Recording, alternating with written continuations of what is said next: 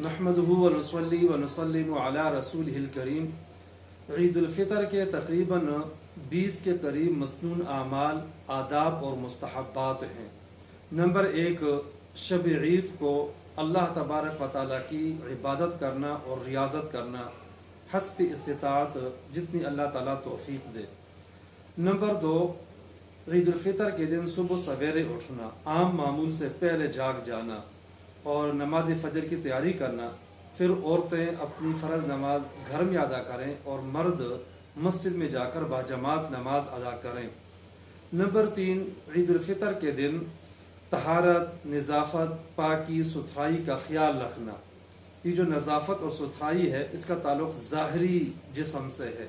اپنا جسم پاک ہو، جہاں ہم رہ رہے ہیں، کمرہ ہے، گھر ہے، جو ارد گرد گلی ہے، راستے ہیں، ان کی ستھرائی اور صفائی کا اہتمام کرنا۔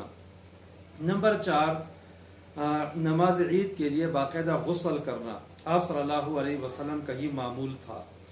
اور نمبر 5، مسواک کرنا، حدیث میں وعلیہ بالسواک، مسواک لازمی طور پر کرنا چاہیے۔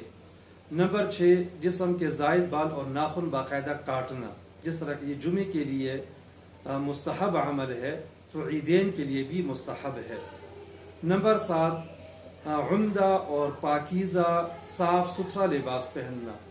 اگر اللہ تعالیٰ نے توفیق دی ہے تو نیا لباس ہونا چاہیے، اور اگر نیا نہ ہو تو کم از کم صاف ستھرا ہو، دھلا ہو، استری شدہ ہو۔